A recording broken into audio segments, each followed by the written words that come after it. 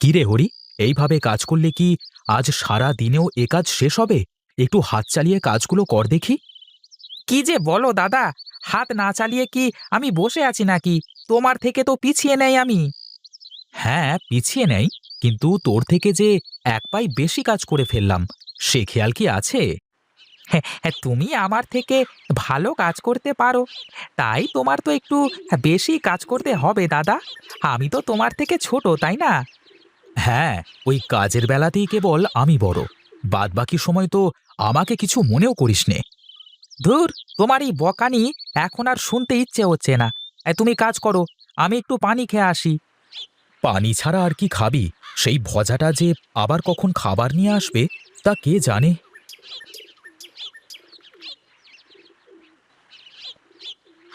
দাদা, ও দাদা, আমি তোমাদের জন্য খাবার নিয়ে এসেছি। এত সময় লাগলো খাবার নিয়ে আসতে? এখন ভাত খেয়ে আবার কাজ করে কখন মানুষ শুনি? দে দে ভাই, খুব খিদে পেয়েছে, আগে খেয়ে নি। না ভজা, তুই ওই গাছের নিচে গিয়ে বস।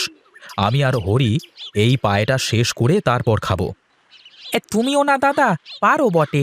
খিদে মনে হচ্ছে আমার একারই লেগেছে। তোমার মনে হয় খিদে লাগে না? শোন, এখন খেতে গেলে তো অনেক সময় নষ্ট হয়ে যাবে, তারপর এসে এই ফেলে রাখা কাজ করতে আর ইচ্ছে হবে না। বেশ তো, করো। আমার আর কি সমস্যা? তোমার যদি কোনো সমস্যা না হয়, তাহলে আমার আর কিসের সমস্যা?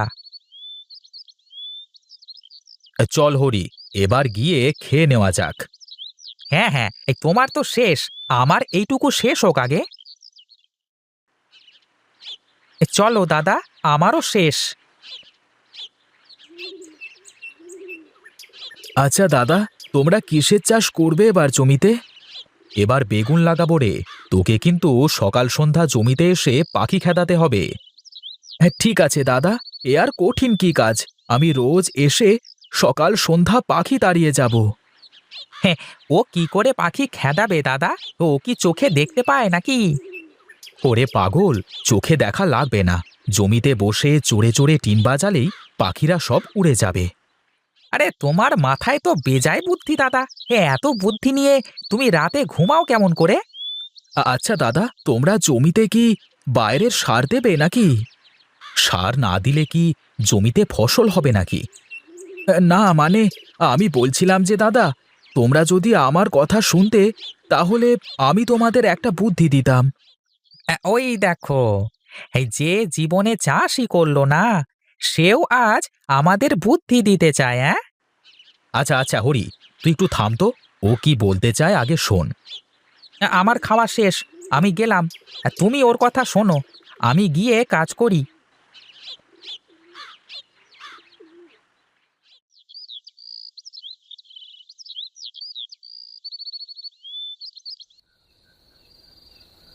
শোন রে বাপ সকল, তোদেরকে একটা কথা বলি। হ্যাঁ মা, বলো কি বলবে। তোরা তিন ভাই, আমার তিন সোনার টুকরো। তোরা কখনো আলাদা হবি না বাবা, সব সময় একসাথে থাকবি। কিন্তু মা, আমরা কি সারা জীবন ভজাকে টেনে বেড়াবো? শোন রে বাপ, ভজা আমার ছেলে। ও চোখে দেখতে পায় না বলে সবাই ওকে নিয়ে কত কথা বলে, কিন্তু আমার ভজা খুব ভালো মানুষ। আচ্ছা হরি, তুই সব সময় এত অধৈর্য কেন? আগে মায়ের কথা সব শোন, তারপর কথা বল। আচ্ছা আচ্ছা আচ্ছা, মা, বলো তুমি। তোরা কি জানিস বাবা, তোদের মধ্যে কে বেশি বুদ্ধিমান? দাদা তো সবার বড়, তাই দাদার বুদ্ধি আমাদের থেকে বেশি। আচ্ছা, তোরা এক কাজ কর বাবা, তোরা যে জমিতে চাষ করবি, সেই জমিতে এক কোণে ভজাকেও একটু চাষ করতে দিবি। তিন ভাই জমির তিন দিকে আলাদা আলাদা চাষ করবি, দেখি কার ভাগে ফসল ভালো হয়। ফসল ভালো হলেই সে বুদ্ধিমান হয়ে যাবে নাকি মা? এখন তা বলতে পারছি না, তোরা আগে চাষ কর, তারপর সব বলবো। এখন অনেক রাত হলো, চল সবাই ঘুমিয়ে পড়ি।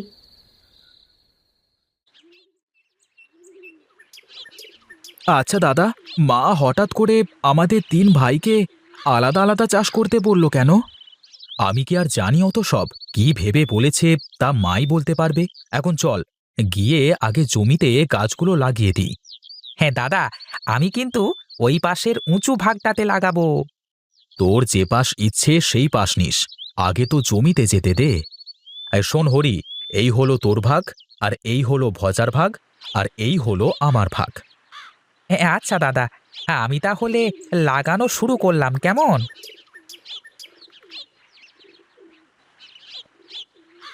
কি রে ভজা, ঠিকঠাক লাগাচ্ছিস তো? হ্যাঁ, ঠিকঠাক হচ্ছে কিনা দেখতে তো পাচ্ছি না দাদা, তবে লাগাচ্ছি তো, দেখা যাক। শোন হরি, তোর লাগানো হয়ে গেলে এসে একটু ভজাকে সাহায্য কর, আর আমার আগে শেষ হলে আমি দেখিয়ে দিচ্ছি। মা, আমি তো চোখে দেখতে পাইনে, তুমি আমাকে দাদাদের সাথে চাষ করতে কেন বললে?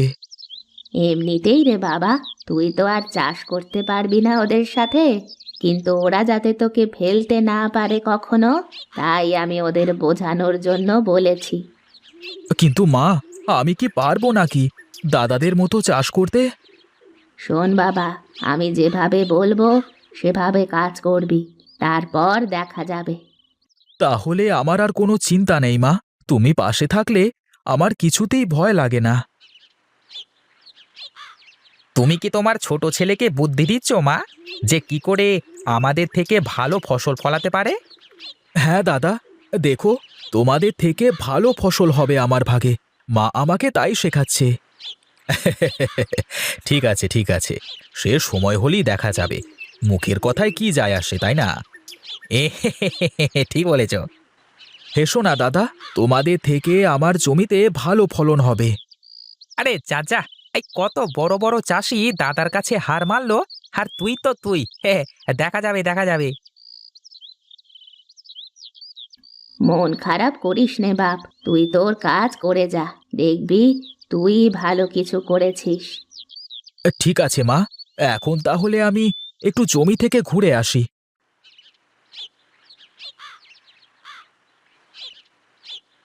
কি রে ভজা, এই দাঁড়িয়ে দাঁড়িয়ে টিন বাজিয়ে কি করিস? হ্যাঁ, আমি তো আর দেখতে পাইনে, তাই টিন বাজিয়ে পাখিদের খেদাই। প্রকাশদার কণ্ঠ মনে হচ্ছে। হ্যাঁ রে, হ্যাঁ, তুই চোখে দেখতে না পেলেও তুই যে সবার কথা শুনে চিনতে পারিস, এটা ভালো লাগে। চোখ দুটোই না হয় নষ্ট দাদা, মন তো আর নষ্ট না। তা ঠিক বলেছিস, কিন্তু জমি এমন ভাগ ভাগ করা কেন? আমাদের 3 ভাইয়ের জমি আলাদা আলাদা করে চাষ করা তো, তাই। তা তুইও কি চাষ করছিস নাকি শুনি? হ্যাঁ দাদা, এই উত্তরের কোণের অংশটা আমার, আমি নিজেই লাগিয়েছি। বাহ, এই তোর বেগুন গাছই তো ওদের থেকে ভালো হয়েছে রে, কত বড় হয়েছে ওদের গাছের থেকে। সত্যি বলছো দাদা? আমার কিন্তু বিশ্বাস হচ্ছে না। হ্যাঁ রে, সত্যি বলছি, মনে হয় তোর গাছেই ভালো ফলন হবে। এখন আমি যাই রে ভজা, সন্ধে হয়ে গেল প্রায়। তুই যাবি না বাড়ি? তুমি যাও, আমি আর একটু পরেই যাচ্ছি। এই দেখেছো দাদা, এই ভজা নিশ্চয়ই কোনো আজব সার দিয়েছে জমিতে। এই তা না হলে কি করে ওর গাছের বেগুন এত বড় হয়? হ্যাঁ রে হরি, আমিও তো কোনোদিন এত বড় বেগুন কোথাও হতে দেখিনি। সত্যি বলছো দাদা? আমি তো জমিতে কোনো সারই দিইনি। তুই বললি কি আর আমরা তাই বিশ্বাস করব? মা নিশ্চয়ই তোকে কোনো গোপন সার দিয়েছে। আচ্ছা, তোমরা আমার কথা বিশ্বাস করছো না তো? চলো, তোমরা মায়ের কাছে চলো, তাহলেই সব বুঝতে পারবে। তা তো যাবই, কিন্তু তুই যদি মিথ্যে বলিস তাহলে কিন্তু তোর খবর আছে বলে দিলাম।